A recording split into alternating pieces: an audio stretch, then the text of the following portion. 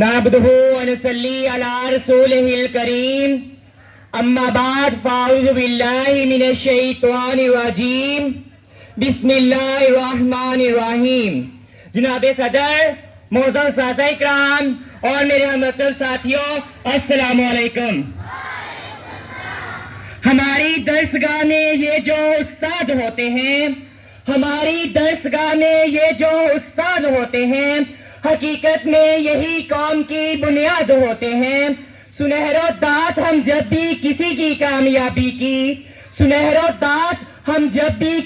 کامیابی کی ہر ایک روداد میں یہ مرکزی رودات ہوتے ہیں. یہی رکھتے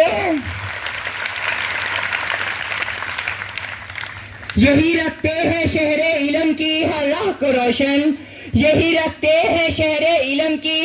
کو روشن. ہمیں منزل پر پہنچا کر یہ کتنا شاد ہوتے ہیں. جناب صدر، آج مجھے جس موضوع پر لب کشائی کرنے کا موقع ملا ہے اس کا عنوان ہے استاد کا مقام. میرے عزیز ساتھیوں، جب مجھے یہ موضوع ملا تو میں سوچ میں پڑ گیا کہ شاید میں اس موضوع پر انصاف بھی کر سکوں گا کہ نہیں، کیونکہ بقول شاعر ادب بھی ایک کرینہ ہے محبت کے کرینوں میں استاد ایک نگینہ ہے جنت کے نگینوں میں.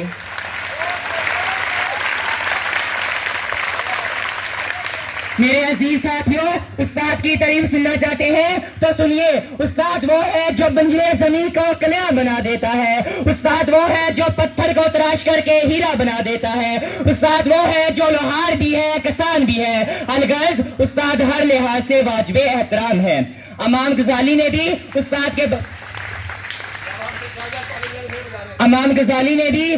کے بارے میں فرمایا کہ میرے حقیقی باپ نے مجھے آسمان سے زمین تک لا دیا، مگر میرے روحانی باپ نے مجھے زمین سے آسمان تک پہنچا دیا. خزاں کے موسم میں بھی بہار دیتے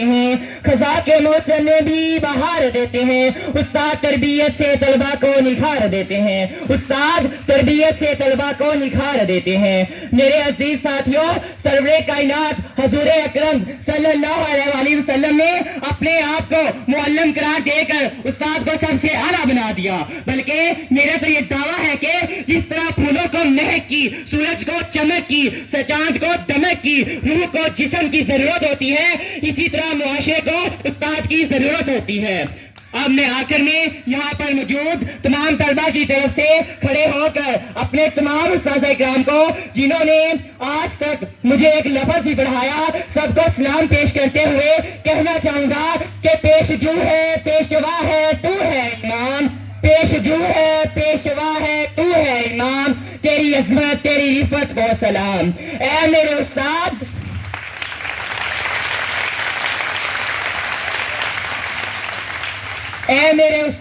تو ہے ذیشان، تیری عظمت تیری رفعت کو سلام. علم و حکمت کا نمبردار